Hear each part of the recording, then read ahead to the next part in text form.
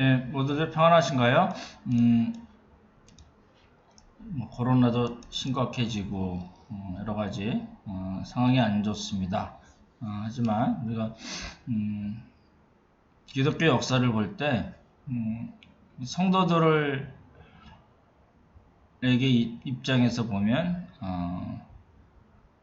항상 문제가 있었습니다. 항상 문제가 있고 또 우리 믿음의 선배들이 어떤 형편에 있던지 믿음으로 그 일들을 잘 헤쳐나와서 지금의 우리까지 온 것으로 보여지고요. 너무 이렇게 조심을 하시되 눌리거나 하나님께서 우리에게 주신 평안을 뺏기지 않았으면 좋겠습니다. 네, 오늘 같이 말씀 보겠습니다. 지난주에는 저희가 느헤미야서 4장을 봤었는데요. 여러분도 성경을 펴시면서 느헤미야 4장 같이 한번 개인 성경 공부와 묵상 같이 보도록 하겠습니다. 주보에 나온 내용을 보시면은 좋을 것 같고요. 이스라엘 자손을 대적하는 이방 민족이 누군가를 우리가 좀 봐야 되겠죠. 먼저 7절을 보시면 그렇게 나와 있습니다. 산발락과 도비야, 이렇게 북쪽으로 하면 사마리아를 봐야 되겠죠. 호론 사람 산발랏입니다. 사마리아의 총독을 하고 군대를 이끌 수 있는 그런 위치에 있는 이스라엘 자손 입장에서는 아주 가장 큰 대적입니다.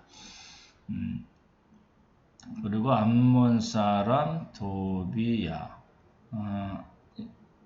표현으로 보면 도비야는 산발랏의 종 신복으로 되어 있습니다. 신복 또는 종 이렇게 되어 있고, 남쪽으로는 아라비아 게셈이라고 이름이 나와 있습니다. 그렇게 되어 있고, 그 다음에 서쪽으로는 아스돗. 이거 블레셋 공부할 때 나왔던 지명들이죠. 그러니까 이제 유대 민족들은 아주 하나님이 처음부터 그렇게 하신 거거든요. 애굽이나 뭐 이런 쪽으로 인도하시지 않고 꼭 이 자리에 콕 찍어서 놓으신 겁니다. 그거 이유는 말씀드렸던 대로 하나님만 의지해야지만이 생존할 수 있는 땅, 약속의 땅의 특징이 그거기 때문에 하나님께서 원래 그렇게 세워두신 거라는 거죠. 그래서 이스라엘 자손을 대적하는 이방 민족을 좀 잘 보시면 좋을 것 같습니다. 특별히 이제 이 산발락과 도비야를 주목해 보시면 좋을 것 같습니다. 2번 보시면은 1절과 3절 4장 1, 2, 3절에 나오죠. 이러한 이방 민족들은 이스라엘 자손이 성을 건축한다는 소식을 듣고 어떻게 하였는가. 첫 번째 이제 반응이죠. 1절에 보시면 분노하고 비웃었다. 그래서 분노와 조롱입니다. 대적들의 반응은 첫 번째는 분노와 조롱으로 되어 있습니다. 3절에 보시면 도비야가 한 말이 나오잖아요. 제가 한번 읽어드릴까요? 암몬 사람 도비야는 곁에 섰다가 가로되 저들의 건축하는 성벽은 여우가 올라가도 곧 무너지리라 하더라. 그렇죠? 그러니까 아주 이 친구들 입장에서 열을 받았지만 첫 번째 공격은 뭐냐면 조롱입니다. 그렇죠? 분노하고 조롱한 겁니다. 요 전에 이스라엘 자손, 이스라엘을 흥왕케 하는 또는 번성케 하는 느헤미야가 온다는 소식을 듣고 왔다는 소식을 듣고 요 이방 민족들이 보인 반응이 나옵니다. 2장 10절인데요. 2장 10절 여러분도 한번 성경 보시면 좋을 것 같습니다. 제가 읽어드릴게요. 호른 사람 산발락과 종되었던 암몬 사람 도비아가 여기 종되었던이란 뜻은 산발랏의 종이란 뜻이고요. 이스라엘 자손을 흥왕케 하려는 사람이 왔다 함을 듣고 심히 근심하더라. 그러니까 이 사람들이 반응은 느헤미야가 기원했던 소식을 듣고 어떻게 했어요? 심히 근심했다라는 말이에요. 설교 때 잠깐 말씀드렸지만 근심이라는 뜻은 언짢게 생각하다, 매우 언짢게 생각하다라는 뜻이거든요. 그러니까 이렇게 그 근심에서 시작한 사람들이 이스라엘 자손들이 이제 그 느헤미야를 중심으로 성벽을 건축한다는 소식을 듣고 분노하고 조롱하는 장면이 나옵니다. 그게 이제 1절과 3절이죠. 이제 이에 대한 느헤미야의 반응이 4, 5절 그리고 6절에 나옵니다. 요 구절을 조금 염두에 두고 성경을 보시면 좋겠네요. 그래서 이제 느헤미야가 이제 이방 민족의 분노와 조롱을 듣고 어떤 반응을 보이는가를 보는 겁니다. 4절과 5절을 잘 보시면 성경을 한번 보시면 좋겠네요. 4절과 5절. 4절과 5절을 보시면 저 다 읽지는 않겠습니다. 여기 보시면 우리 하나님이여 들으시옵소서 라는 거죠. 그게 이제 4절 5절까지 나온 겁니다. 이게 뭐냐면 느헤미야의 기도입니다. 그리고 6절을 잘 보시면 요 세 번역이 나와 있으니까 이걸로 읽어드릴게요. 우리는 성 쌓는 일을 계속하였다. 뭐 했어요? 기도하고 나서 그렇죠? 성 쌓는 일을 계속하였다. 백성들의 마음을 모아서 열심히 일하였으므로 성벽 두르기는 마칠 수 있었으나 성의 둘레를 다 쌓았다는 겁니다. 높이는 반밖에 쌓지 못하였다. 그러니까 6절에 보시면은 4, 5절에서 기도하고 나서 뭘 했어요? 일을 계속한 겁니다. 공사를 계속 멈추지 않고 적들의 분노와 조롱에도 불구하고 거기에 휘말리지 않고 원래 하고 있었던 일을 성벽 공사를 계속해서 해서 둘레는 다 쌓을 수 있었고 높이는 반 정도 쌓았다라는 이야기입니다. 그러니까 1절과 3절에서의 그 분노와 조롱에 대한 이스라엘 자손들의 반응, 대책입니다. 기도와 일입니다. 그렇죠?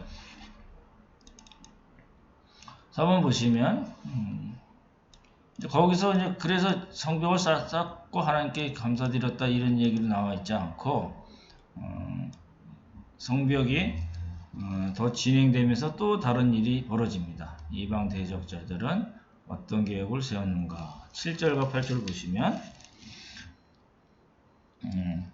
8절만 제가 읽어드릴게요. 다 함께 꾀하기를 예루살렘으로 가서 쳐서 요란하게 하자라고 그랬습니다. 그죠?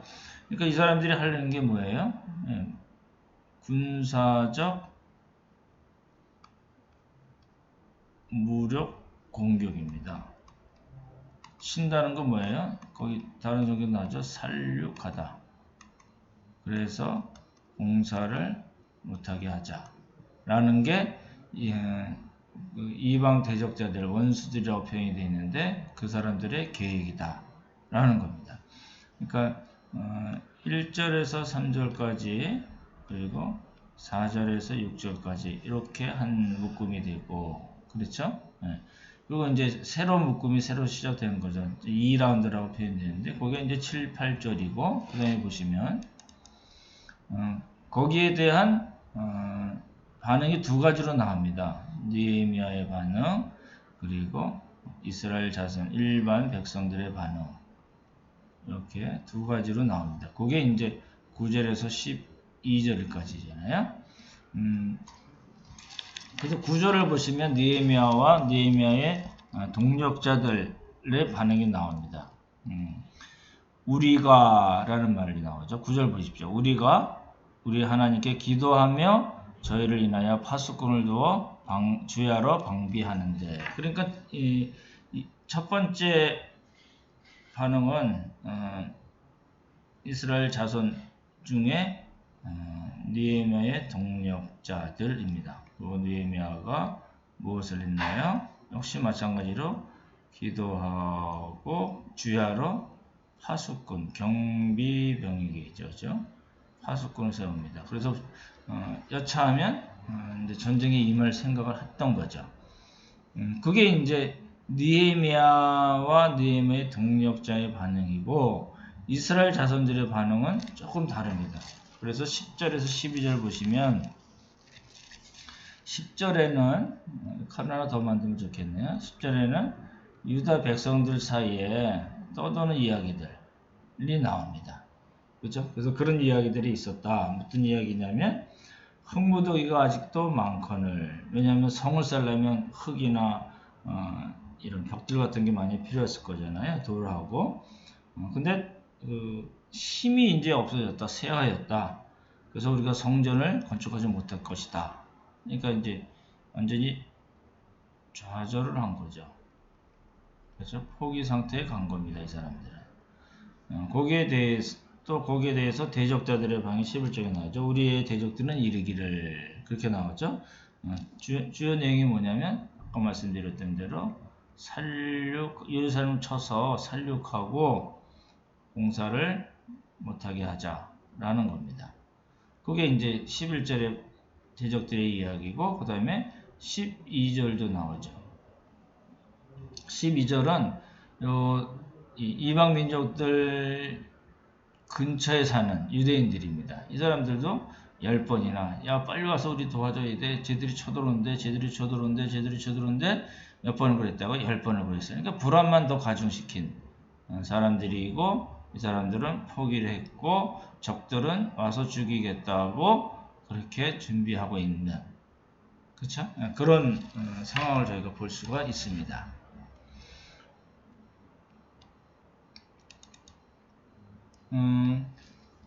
그게 이제 2라운드에 해당되는 거고, 요게 이제 13에서 14절이 3라운드겠죠. 그죠? 뭐예요? 와서 무력으로 공격을 하겠다. 그쵸? 거기에 대해서 느헤미야와 느헤미야의 동력자들의 반응을 9절에서 봤고, 그쵸? 유다 사람들, 유다 백성들, 그리고, 대적자, 이 근처에 살고 있었던 유대인들 그렇게 얘기할 수 있겠죠. 이 반응을 한번 묶으시면 좋을 것 같고 여기 이제 10절, 12절이겠죠. 그리고 11절에서 대적들이 어떻게 해요? 와서 살육하자. 그래서 공사를 못하게 하자라는 거잖아요. 그러니까 이런 앞에 나온 이 이야기들에 대해서 느헤미야는 그러면 어떻게 또 반응을 했을까라는 겁니다. 그러니까 1라운드, 2라운드, 3라운드, 여기 3라운드에 해당되죠. 공격에 대해서 방어하고, 공격에 대해서 방어하고, 공격에 대해서 방어하는 그런 이제 사장이 구성이 되어 있거든요. 그러니까 어떻게 백성들을 권면하고 다독여주는가. 이제 이게 저에게서는 굉장히 중요하겠죠. 그렇죠? 특별히 이제 13, 14절 보시면, 특별히 14절 보시면, 귀인들과 민장과 남은 백성. 이게 이제 이 얘기를 하는 겁니다. 너희는 두려워하지 말고, 지극히 크시고, 두려우신 주를 기억하고, 싸우라. 라는 겁니다. 그렇죠? 두려워하지 말라는 거는 여호수아 때 들어왔을 때도 이야기된 거고, 항상 전쟁에 있어서의 키포인트라고 얘기할 수 있는 거는 두려워하는 겁니다. 두려워한가 아니면 하나님을 의지해서 싸우는가 그 문제로 되어 있고 그리고 기억하라.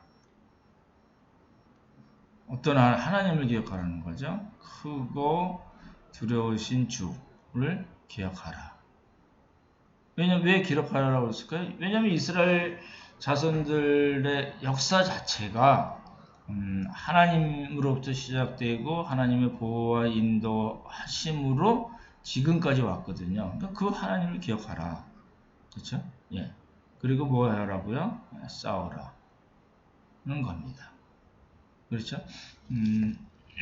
제가 말씀을 보면서 중요시 여겼던 것은 요거 싸우라는 겁니다. 우리가 당연히 하나님을 기억하는 것 중요하고, 그리고 싸우는 것이 중요한데, 이 싸우라는 거는 무엇을 위해서 싸우는가 나오잖아요.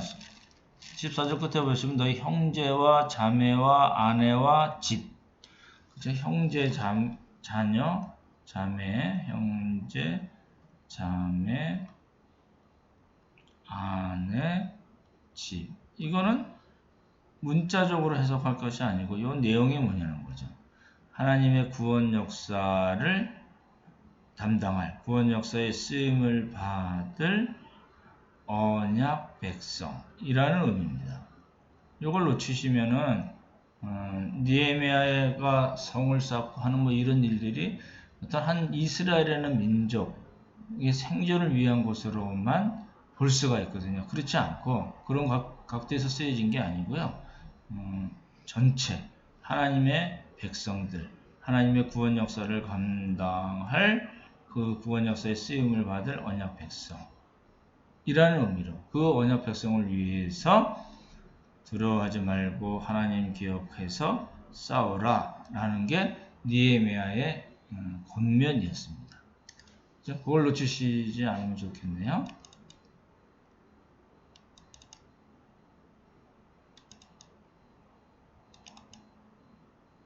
이제 마지막으로 이제 결론이 나겠죠. 15절에서요.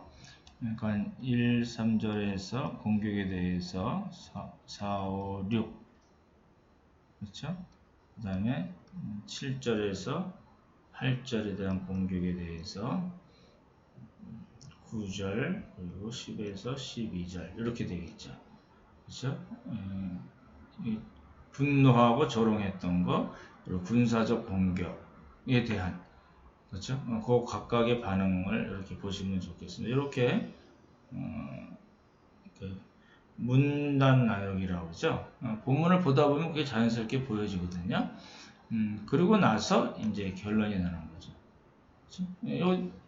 느헤미야 기자가 중요하게 써놓은 방식이 하나 있는데 하나님이 저희의 15절 보십시오. 하나님이 저희의 꾀를 패하셨으므로 역시 느헤미야의 판단은 뭐냐면 하나님께서 패하신 것이다 라는 겁니다. 그렇죠? 그게 이제 너무 중요하잖아요. 오늘 본문을 통해서 우리가 알 수 있는 느헤미야의 믿음과 행동은 무엇인가 이제 이렇게 써놓기는 했지만 또 조금 다른 측면에서 저희가 봐야 되겠죠. 느헤미야가 자꾸 그렇게 기도하고 또 기도하고 백성들을 권면하죠.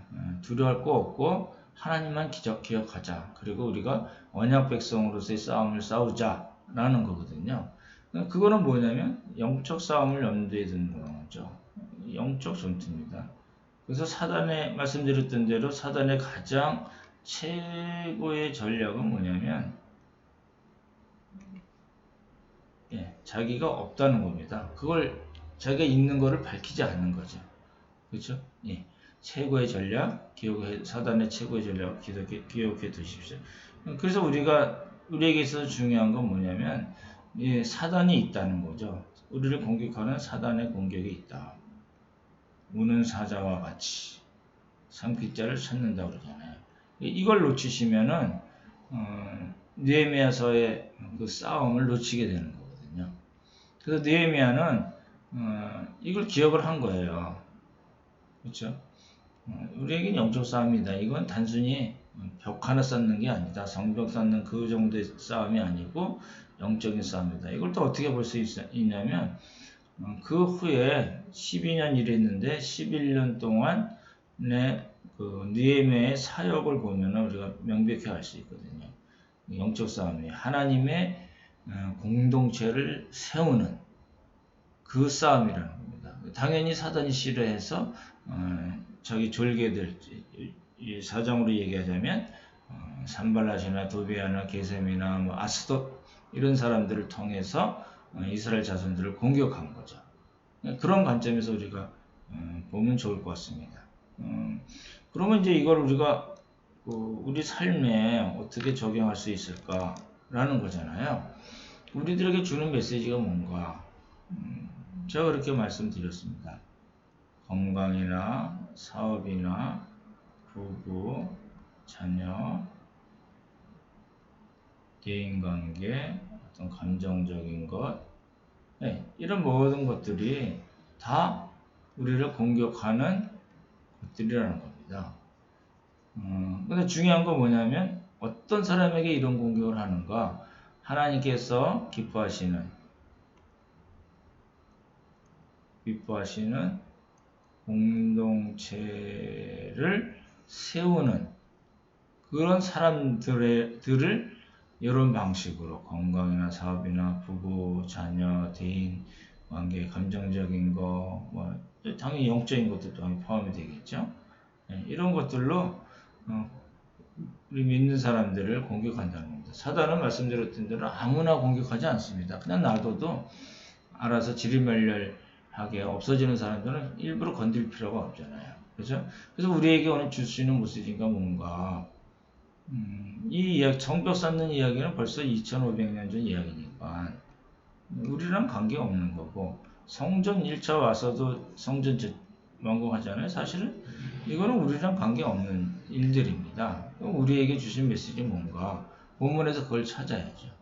그렇죠? 찾는 좋은 방법은 뭐예요? 자꾸 읽고 따져보고 물어보고 그리고 답을 찾고 하는 그런 방식으로 우리가 보면 좋겠다는 거죠.